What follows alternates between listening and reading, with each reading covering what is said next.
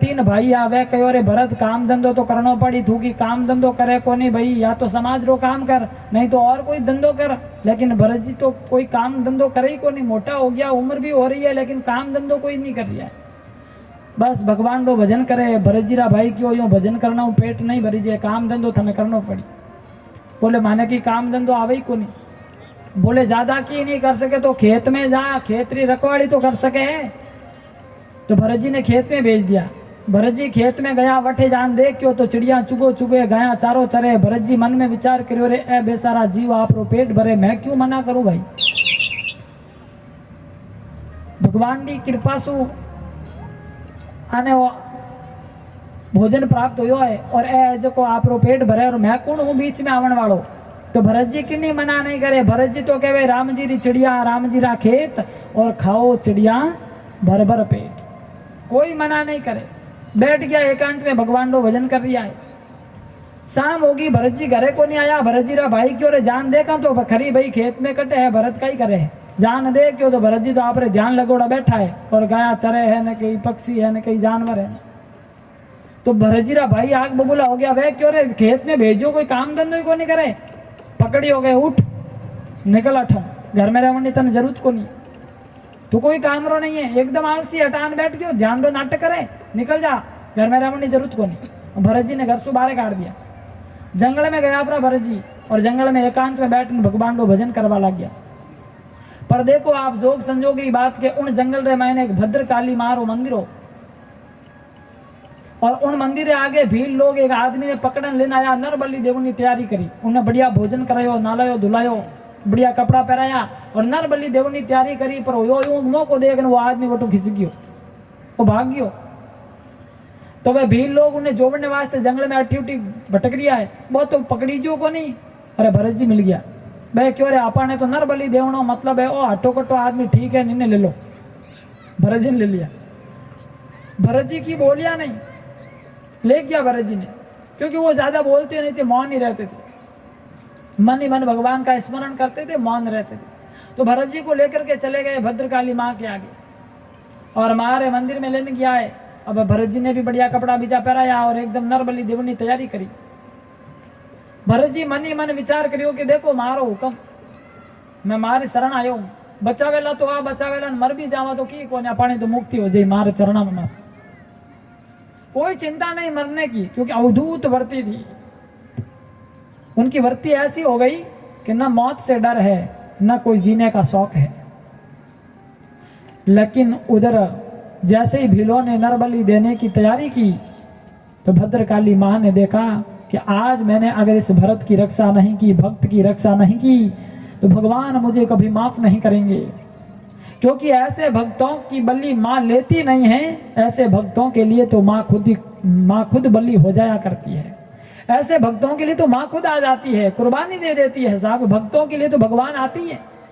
तो मां ने देखा कि मुझे आज इस भरत की रक्षा करनी है, बचाना है। और जैसे ही भीलों ने मारने की तैयारी की, तलवार गर्दन पे रखी, गर्दन चलने वाली थी, राम तलवार चलने वाली थी और गर्दन कटने वाली थी। लेकिन उसी समय मूर्ति में से देवी प्रकट हो गई और प्रकट होकर के भीलों से तलवार खींच ली, तलवार लेकर के भीलों का उद्धार कर दिया और जड़ भरत की रक्षा कर दी। भीलों का उद्धार किया, जड़ भरत को बचाया। लेकिन भरत जी के सामने मां प्रकट हो गई। भरत जी ने मां से कुछ मांगा नहीं। थोड़ी देर पहले कोई मार रहा था तो कोई गम नहीं था, और थोड़ी देर बाद में मां प्रकट होकर के मां ने बचा दिया तो कोई खुशी भी नहीं है। सुख और दुख में एक समान रहने वाले हैं, बहुत अवधूत वृत्ति वाले हैं। भरत जी ने मां को प्रणाम किया, मां की स्तुति की, या देवी सर्वभूतेषु ज्योति रूपेण संस्थिता नमस्तस्यै नमस्तस्यै नमस्तस्यै नमो नमः। स्तुति करके आगे निकल गए। आगे गए तो सिंधु देश का राजा रहुगण मिला। रहुगण को भरत जी ने योग विद्या सिखाई और ऐसा अद्भुत ज्ञान दिया कि वो राजा रहुगण, उन्होंने भी राजपाट को छोड़ दिया और भगवान का भक्त बन गया। फिर भरत जी ने भी योग साधना के माध्यम से अपने प्राणों का त्याग कर दिया। हालांकि भरत जी और ये राजा रहुगण का जो संवाद है ये भी भागवत में बहुत विस्तृत रूप से आया हुआ है, लेकिन अब आरती का समय है तो प्रसंग को आगे बढ़ाना पड़ेगा। तो इस प्रकार भरत जी का ये जीवन काल पूर्ण हुआ और भगवान को भरत जी प्राप्त हुए। इधर आदरणीय सुखदेव स्वामी ने राजा परीक्षित को भरत चरित्र सुनाया, जड़ भरत जी की कथा बताई और फिर कहा कि भरत जैसे लोगों की वजह से इस भूमि का नाम भारत है और ये भारत की भूमि कर्म प्रदान है। परीक्षित ने कहा गुरुदेव वो तो ठीक है, लेकिन यहाँ जो व्यक्ति कर्म करता है उसको फल मिलता है। बोले जैसा कर्म वैसा फल, अच्छा कर्म करेगा स्वर्ग मिलेगा, बुरा कर्म करेगा तो नरक मिलेगा। नरक और स्वर्ग का वर्णन बताया। 28 प्रकार के नरक हैं। 28 प्रकार के नरकों का अलग अलग वर्णन भागवत के पंचम स्कंद में आया है और पंचम स्कंद 5वां स्कंद स्थान लीला है, जिनमें नरकों का वर्णन है, स्वर्ग का भी वर्णन दिया है। नरकों में रौरव है, महारौरव है, कुंभीपाक है, तामस्त्रिक है, अंतामस्त्रिक है। 28 प्रकार के नरक हैं। जको आदमी जड़ो कर्म करे उन्हें अनुसार यात्रा मिलिया करे। जड़ो पाप करे पाप रे अनुसार, जड़ी पापरी कैपेसिटी हुए पाप रे अनुसार उन्हें अलग अलग नरक रे मैंने उन्हें भुगतान करना पड़े। तप तपाता लोहा माते आदमी ने बैठाया करे, खूंदरी नदी रे मैंने आदमी ने डाले, रस्सियों भरूड़ी नदी में डाले, कोड़ा बरसावे, कानों कथा नहीं सुने तो कान काटे है, हाथों बढ़िया काम नहीं करे तो हाथ काटे है, पावाओं से सही रास्ता माते नहीं चले तो बच्चे पाव काटे है, जुबान सही नहीं बोले तो जुबान काटे है, आंखें फोड़े। वो सारो वर्णन उन मैंने दीवड़ो है। थे लोग क्या हमारा शरीर तो अठी रह जाए बट कि हाथ पकड़ते है, स्थूल शरीर मिलता है वहां भी, यह शरीर तो यहीं रह जाता है, लेकिन वहां जब जाती है आत्मा तो उनको शरीर दिया जाता है अलग से और उस शरीर के द्वारा यातनाएं दी जाती है और उन यातनाओं के द्वारा भुगतान हुए। बकायदा भागवत आप अध्ययन कर जो इनमें बहुत विस्तृत रूप से वर्णन है और इतो डरावनो वर्णन दिवड़ो है कि किन प्रकार जीव री कई गति होवे और किन प्रकार जीव ने पाप कर्म करियोड़ा भुगतना पड़े है। और वे जब वर्णन करियो तो वो राजा परीक्षित, इतना बड़ा भगवान का भक्त, लेकिन राजा परीक्षित डर गए। परीक्षित ने बीच में ही रोका दिया। परीक्षित ने कहा अरे गुरुदेव ये नरक वाला वर्णन मत सुनाओ, मुझे बहुत डर लगता है, बंद करो, ये बंद करवा दो। बोले नरक का वर्णन मत बताओ, आप तो ये बताओ कि इन नरकों से बचे कैसे।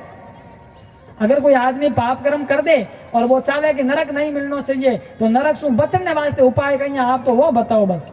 नरक रो तो मैं हुणियो जो कोई कापी है, इतो हुणियो जको माना रो खड़ा हो गया है तो बट्ठे कहीं टके तो दुख मिलतो वेला और जको वो भुगते आदमी जीव जको जावे बट्ठे तड़ पे उनमें कहीं बीतती वेला।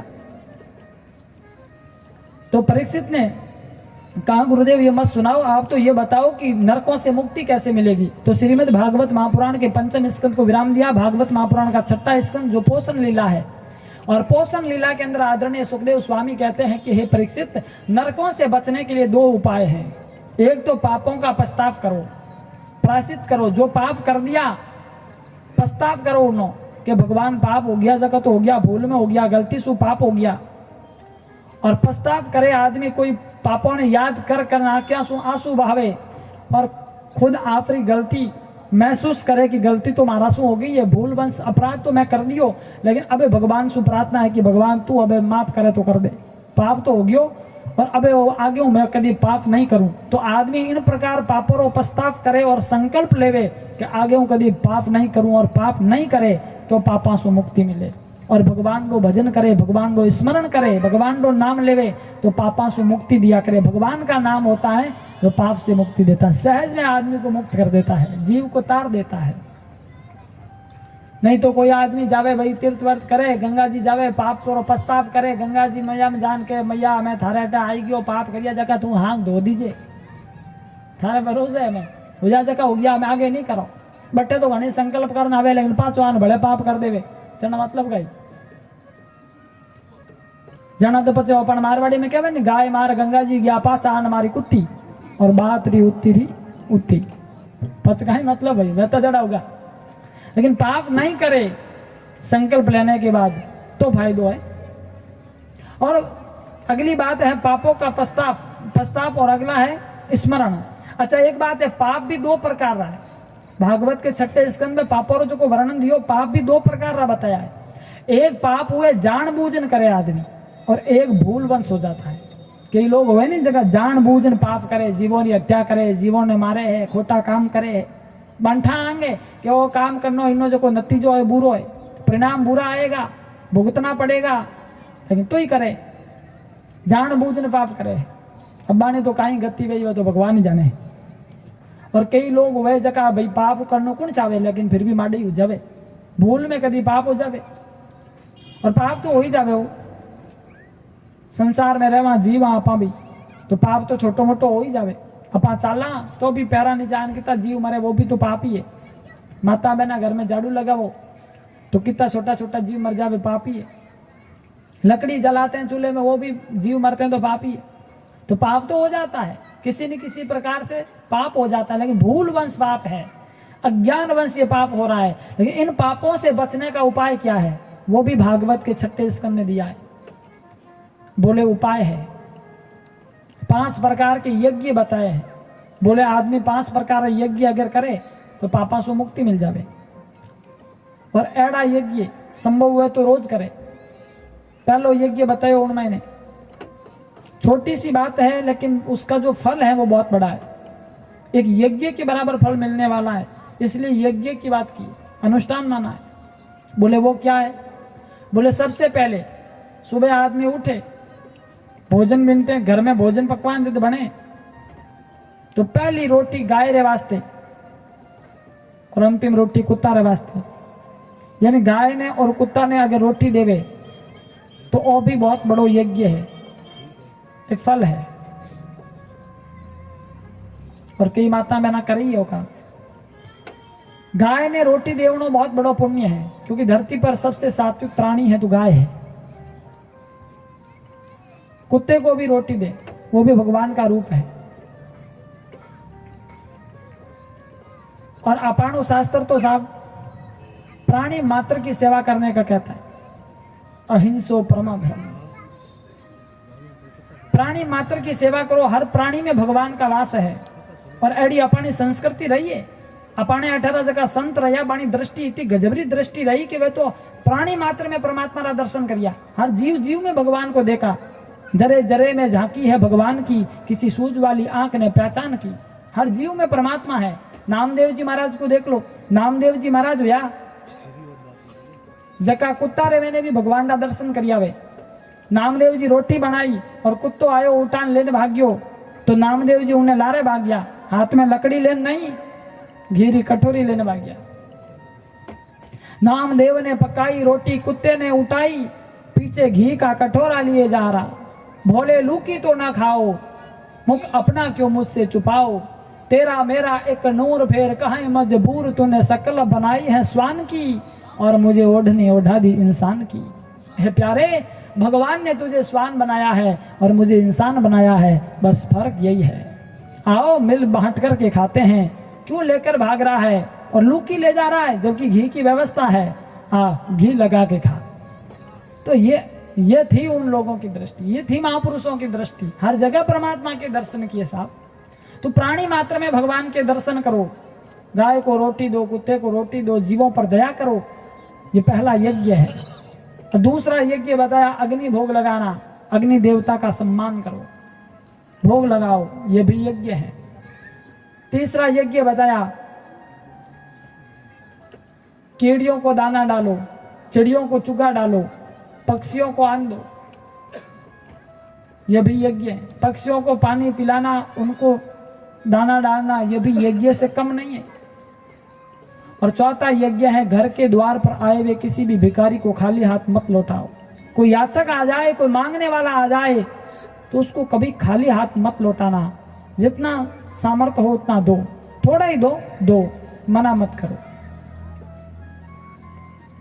घर के द्वार पर आए हुए भिखारी को खाली हाथ नहीं लौटाना चाहिए, यह भी यज्ञ है।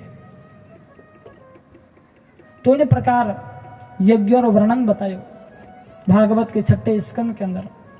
और बहुत गजब ज्ञान राजा परीक्षित ने सुखदेव स्वामी दियो है, और परीक्षित के माध्यम से सारे संसार को, मानव समाज को ये ज्ञान हो जाए, और इसी उद्देश्य को ध्यान में रख करके सुखदेव जी ने राजा परीक्षित को कथा सुनाई। क्योंकि केवल परीक्षित नहीं सुन रहा था, वहां हजारों ऋषि मुनि भी कथा सुन रहे थे ना, तो सबको ज्ञान मिले, घर घर में ज्ञान हो, उसी को ध्यान में रखते हुए कथा कही गई। और फिर परमात्मा के नाम की महिमा बताई। बोले भगवान के नाम में बहुत महिमा है। एक कान्यकुब्ज नाम रो देश हो, जटे कनौज नाम रो नगर, जको आज उत्तर प्रदेश में आया करे, कनौज नगर जो बहुत बड़ो शहर है, उनमाई ने एक अजामिल नाम रो पंडित हो, भक्त अजामिल, बहुत बड़ो भगवान रो भक्त हो। पर एक बार की बात, उन्हें संगत कोई वेश्या हो गई, उन्हें जीवन बिगड़ गयो। वो अपने घर में वेश्या ने ले आयो। वेश्या रे द्वारा उन्हें 10 बेटा हुआ, लेकिन उन्हें जीवन एड़ो बिगड़ियो कि टाबरी घर में घना हो गया तो खावन नहीं फोपा पड़ता करे गई। जना वो चोरी करवा लाग गयो, डाकू लुटेरो बन गयो। पहला तो भक्त अजामिल के नाम प्रसिद्ध हो, लेकिन पचे उन्हें जीवन एड़ो बदलियो कि डाकू अजामिल के नाम प्रसिद्ध हो गयो। वो जिन टाइम रे मैंने गांव में आव तो बाजार में तो सब दुकाना बंद हो जाती, बोले डाकू अजामिल आवे लूट लेला। कोई माँ रो बेटो दूध नहीं पीव तो माँ कहती बेटा दूध पी लेने, तो डाकू अजामिल आ चला, छोरो फटाफट दूध पी ले दो। उन्हें नाम लोग डरता, तो मोटो डाकू यो लुटेरो। लेकिन 19 नगर रे मैंने एक दिन एक संतोरी मंडली पहुंची, आगे वृंदावन जा रही तो बीच में कनौज नगर आई गयो। रात पड़ गई, संत महात्मा कहो रे भाई रात पड़ गई, अटे कोई भगतरो घर में तो अपा रात रुक लेवा, सुबह आगे निकल जावा। तो एक रास्ते में आदमी मिलियो, उन्हें कहो कि भाई कोई अटे भगतरो घर में तो बतावेगा नहीं, ताकि रात रोज विश्राम करनो है माने। वो आदमी जो रास्ता में मिलियो, वो आदमी कहो लायक नहीं, नालायक मिलियो। वो देखियो है कोई झूठा तिलक करना आई गया, आ जाने एडा घर भेजा कि जिंदगी भर याद रखे। कई लोग ने आम ही रुचि हुए, बोले एडो करो ताकि एडो भाई। तो वो आदमी कहो अरे महाराज माने गांव में एक बहुत बड़ो भक्त आदमी है। बोले कई नाम है भाई? बोले भक्त अजामिल, बहुत प्रसिद्ध है, क्यों डाकू हो। संत लई भोला, संत क्यों भाई ठीक है, तो भक्त अजामिल लो घर कट्ठे, बोले सीधा सीधा जाप रहे हो, आगे जाना पूछ लीजो।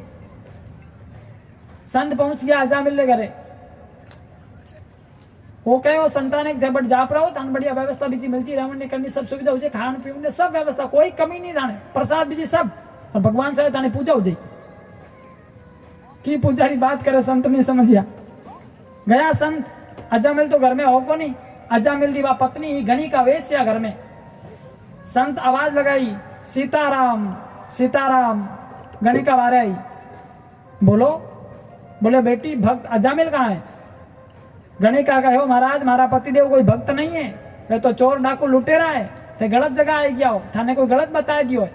संत कहो कोई बात नहीं बेटी, बताने वालों आदमी को यूं ही मिलियो जो माने गलत समाचार दे दियो, कोई बात नहीं। संत यूं ही आगे रवाना हुआ लग गया तो वह वेश्या मन में विचार करियो रे देखो थे अपना किस्मत, पहली बार अपने द्वार में कोई संत आया है, और ये संत अपने घर से यूं ही भुकाई जावेला। संतों की प्रसाद की व्यवस्था हो जावे, और अगर अपने घर की प्रसाद कर देवे तो अपना तो किस्मत खुल जावे। वेश्या ने कहा 1 मिनट महाराज, ठहरो ठहरो ठहरो। अरे बाप जी आप पधारिया हो, बहुत बड़ी मेहरबानी, कृपा कर दी, गलत जगह नहीं आया, आप सही जगह ही आया हो, क्योंकि माने वास्ते तो आप आमणो बहुत बढ़िया है, शुभ सकून है। लेकिन बाप जी मारो दुर्भाग्य है कि मैं आपने पानी नहीं पिला सकूं, क्योंकि मैं वेश्या हूं, और मारे हाथसू बनाने में आपने भोजन भी नहीं करा सकूं। मारो पतिदेव है, चोर डाकू लुटेरो है, पर महाराज एक बात है, मारो मन रो भाव है कि आप मारे घर की सूखी सामग्री ले लो और मारे घर सामी बैठ भोजन प्रसाद बना और भगवान ने भोग लगाना, आप प्रसाद पाई लो। तो बाप जी मेरो भाग खुल जावेला। बहुत भाव जब प्रकट करियो वा घणो कहो, तब संतों ने कहा कोई बात नहीं, तेरा ज्यादा भाव है तो सूखी सामग्री दे दे। सूखी सामग्री लेने में कोई दोष नहीं, सूखी सामग्री दे दे, हम बना के भोजन कर लेंगे। सूखी सामग्री लेकर के सामने बैठ करके घर के आगे भोजन बनाया, और जैसे ही वो भोजन करने लगे, ठाकुर जी को भोग वगैरह लगा के भोजन करने की संतों ने तैयारी की, उसी समय पाप की गठड़ी बांध करके अजामिल आया, लूट पाट करके सामान लेकर के अजामिल आया है। और अजामिल ने घर के द्वार पर संतों को बैठे हुए देखा तो आग बबूला हो गया। अरे इन संतों को किसने बुलाया? ये संत ये यहाँ कैसे आ गए? मेरे घर के सामने आज संत कैसे आए हैं? किसने बुलाया इन संतों को? और बड़बड़ाने लगा, डांट फटकारने लगा संतों को। तो एकदम गणी का घर से बाहर आई। गणी का वे क्यों डांट रहे हो? अजामिल ने कहा क्यों, तूने बुलाया है? हाँ मैंने बुलाया है। तो वो अजामिल आपकी पत्नी डरतो, और डरनो भी चाहिए, अंदर की बात है। उसने कहा अच्छा अच्छा आपने बुलाया है, ठीक है फिर कोई बात नहीं, आराम से भोजन करने दो, मेरी कोई मना नहीं।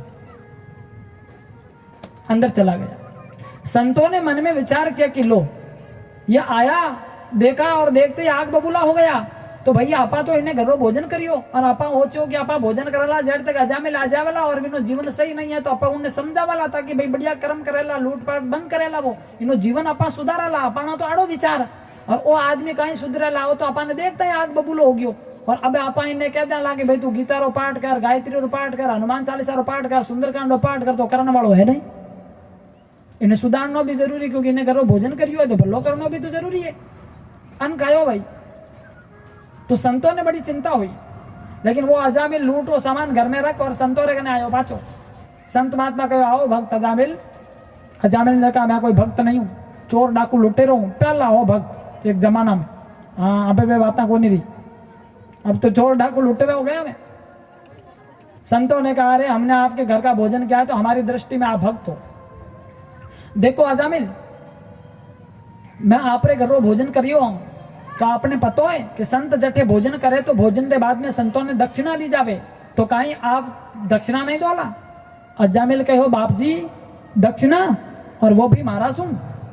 अरे थाना है जोड़ी झंडा छुड़ाया को नहीं, हमारे अगलो मोटी दक्षिणा है, कहीं दक्षिणा ले बोला थे। बाप जी सीधा सीधा वृंदावन पधारो, इनमें भलो है, नहीं तो मैं डाकू, मारो लूटनो स्वभाव है।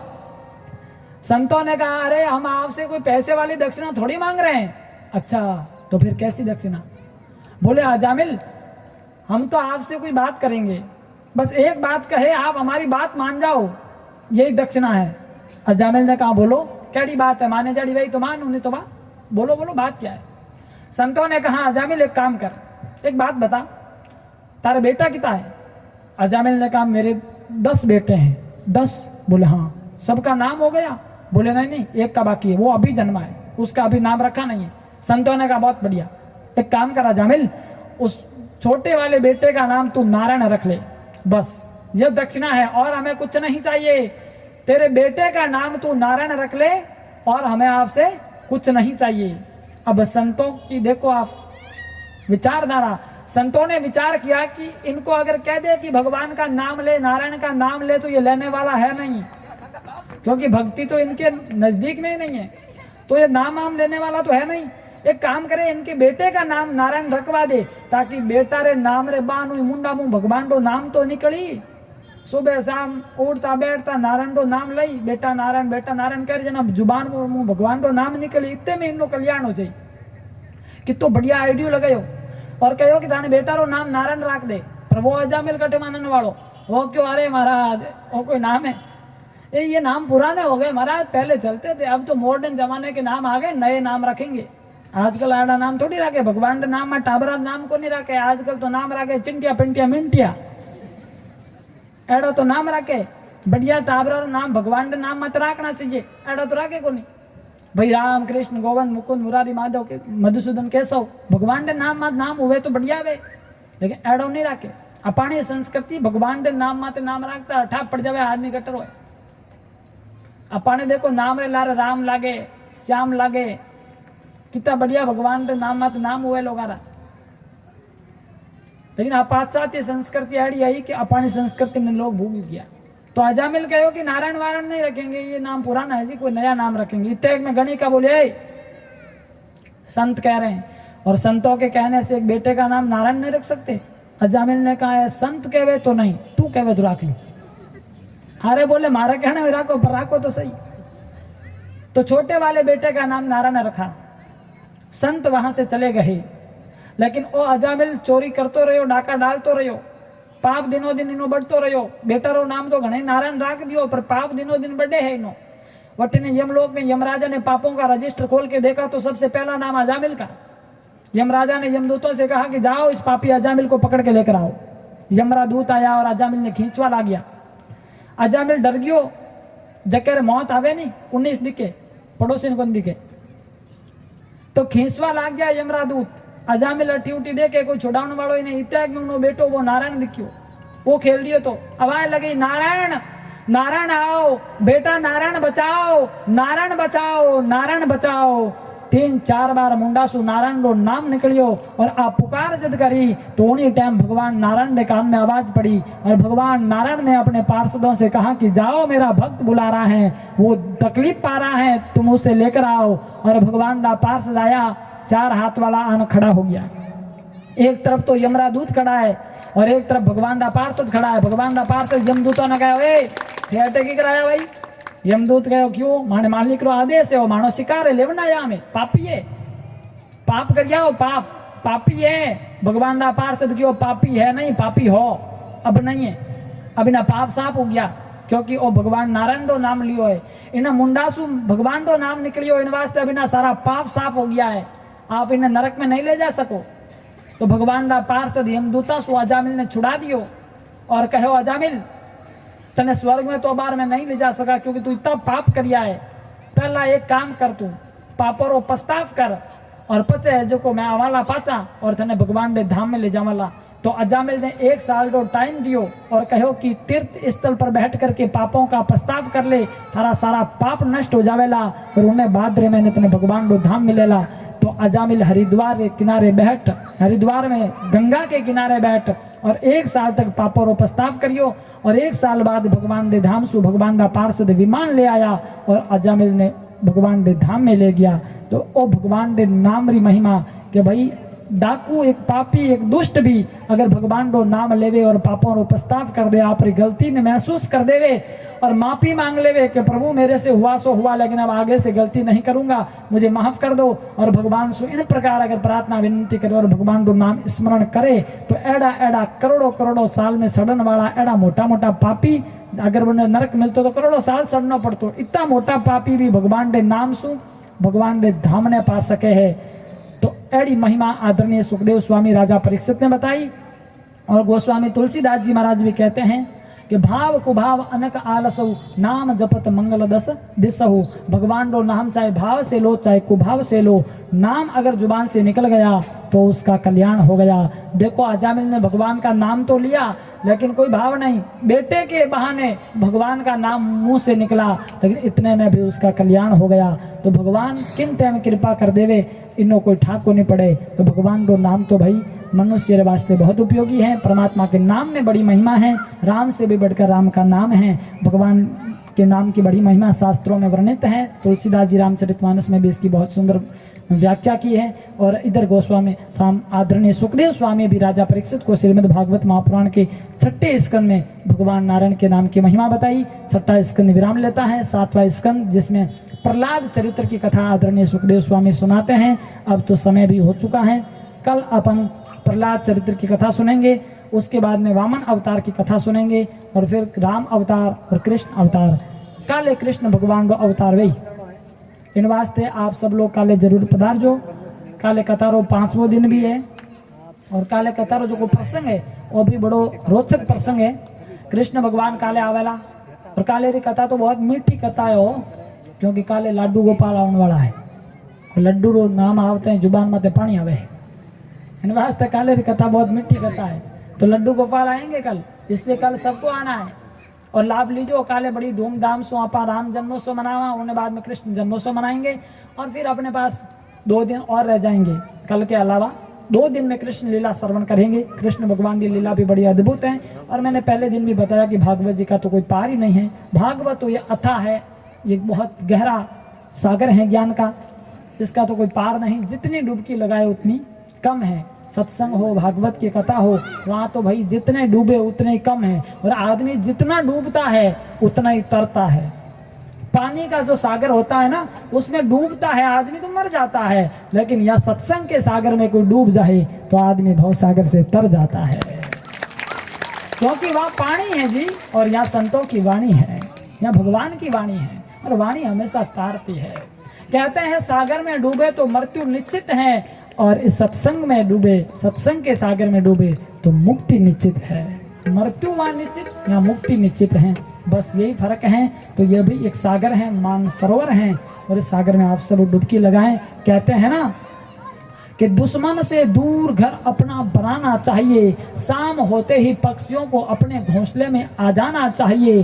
तैरना भले ही आता हो आपको बहुत अच्छी तरह, लेकिन सत्संग का दरिया आ जाए तो उसमें तो डूब जाना चाहिए, उसमें तो डूब जाना चाहिए। तो इसी प्रकार आप डुबकी लगाते रहें। अब अपने पास ये 3 दिन और हैं, जितना चाहो उतना डूब लो और अपने जीवन को सफल बना लो। आओ।